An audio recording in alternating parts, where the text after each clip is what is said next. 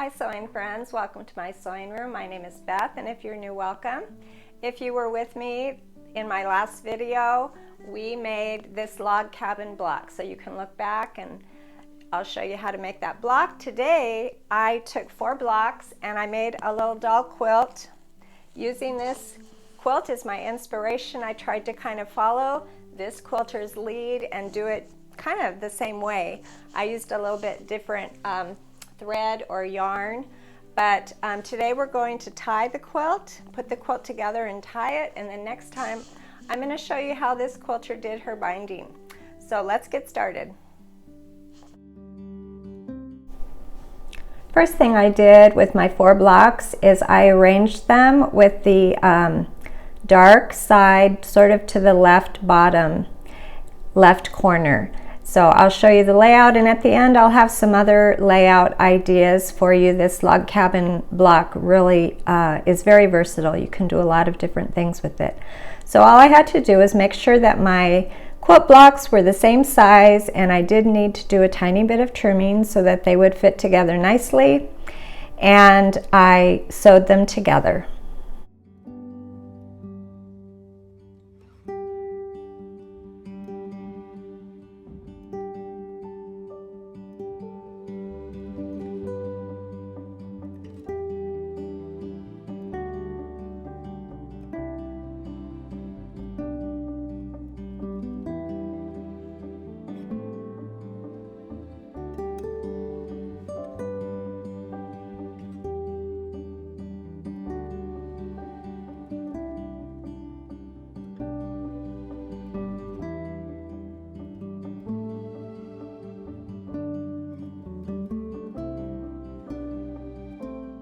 After pressing my little doll quilt, I found an extra piece of batting, sort of a leftover piece that was the perfect width but just a little bit long, so I got it ready for my little quilt.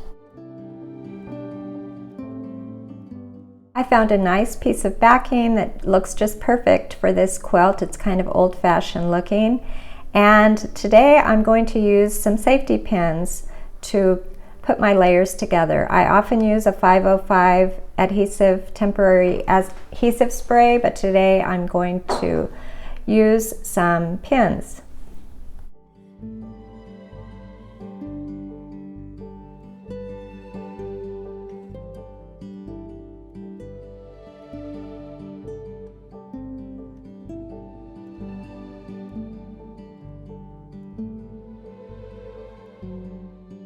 I'm using some embroidery floss for my ties, and I'll be using all 6 strands, and I had these pretty colors that kind of go along with the colors in my quilt.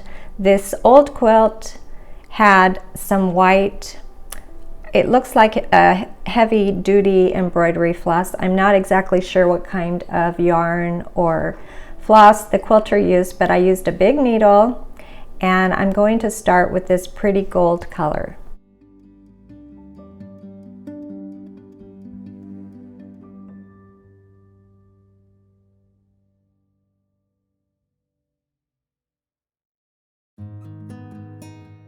Like I said, I'm using all 6 strands, and I have the thread in my needle. It's double, so I will have it pulled through, and then I need to make a square knot right on top, and then I trimmed it.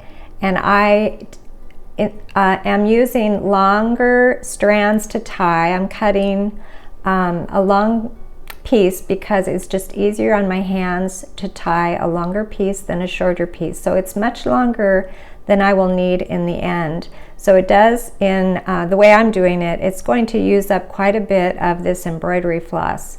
This is an old bunch of embroidery floss that was given to me, and the quality is not that great for embroidery, but for this project it's just perfect.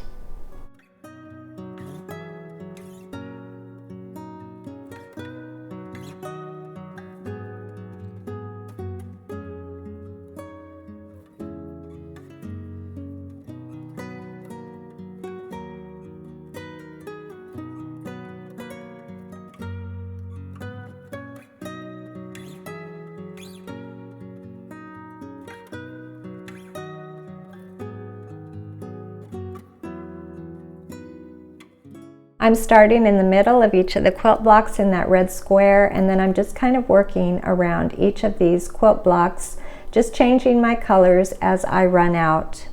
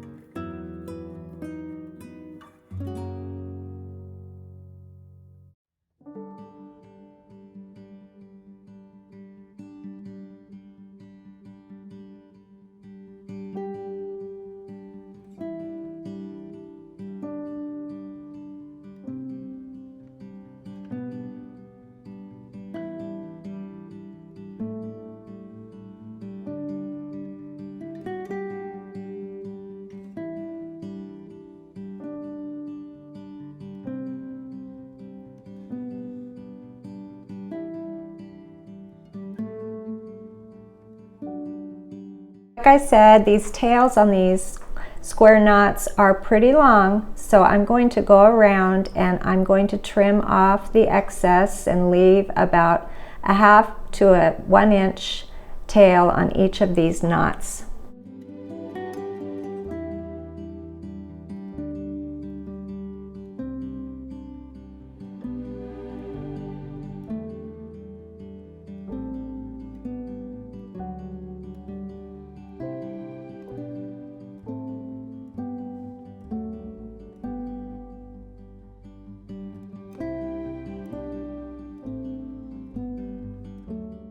After getting all my ties in and all of the ties trimmed, I cut off the excess batting and backing, and the next time we get together, I'll show you how this quilter a long time ago added a binding to her quilt.